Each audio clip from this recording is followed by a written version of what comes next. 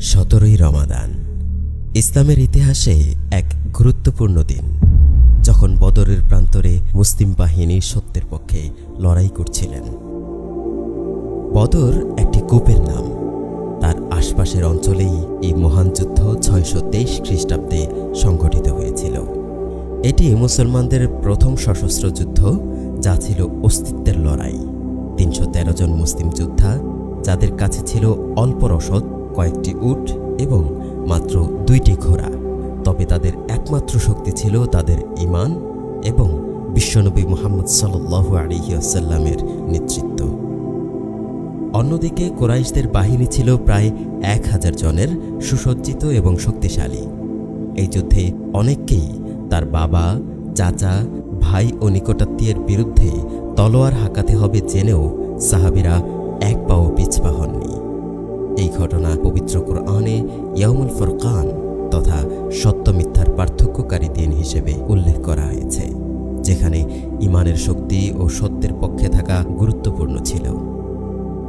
যুদ্ধের সময় বিশ্বনবী সাল্লাল্লাহু আলাইহি ওয়াসাল্লাম আল্লাহর সাহায্যের জন্য কাতর কণ্ঠে মোনাজাত করেন, হে আল্লাহ, মুসলমানদের ক্ষুদ্র এ দলটিকে যদি আপনি আজ ধ্বংস করে দেন, তাহলে আপনার আর ইবাদত করার কেউ থাকবে না। হে আল্লাহ, আপনি কি চান আজকের পরে আপনার আর কখনো ইবাদত করা হবে না?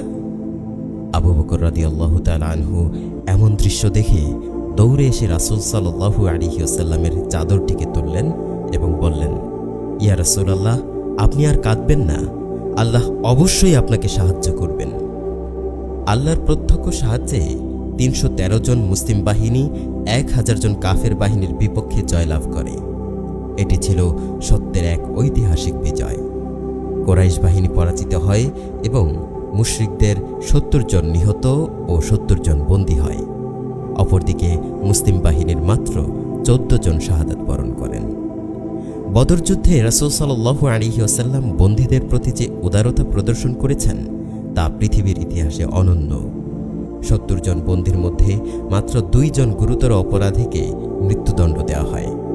এছাড়া সবাইকে মুক্তিপণের বিনিময়ে ছেড়ে দেওয়ার সিদ্ধান্ত নেন। কয়েকজন বেশি অসহায় হওয়ার কারণে প্রত্যেকজন 10 জন করে লোককে লেখাপড়া শেখানোর বিনিময়ে তাদেরকে ছেড়ে দেওয়া হয়। এই যুদ্ধ আমাদের শেখায়, সংখ্যা নয়, ঈমান এবং আল্লাহর উপর ভরসাই আসল শক্তি। ন্যায় ও সত্যের পক্ষে দৃঢ় থাকা চূড়ান্ত বিজয়ের মূল চাবিকাঠি।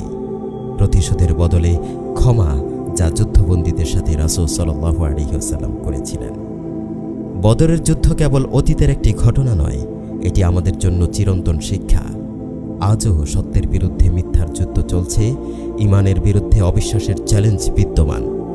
আমাদের উচিত বদরের সাহসী যোদ্ধাদের মতো সত্য ও ন্যায়ের পক্ষে দৃঢ় থাকা, আল্লাহর উপর পূর্ণ আস্থা রাখা। আল্লাহ রাব্বুল আলামিন আমাদের সবাইকে বদরের শিক্ষাকে হৃদয়ে ধারণ করে জীবন পরিচালনা করার তৌফিক দান করুন।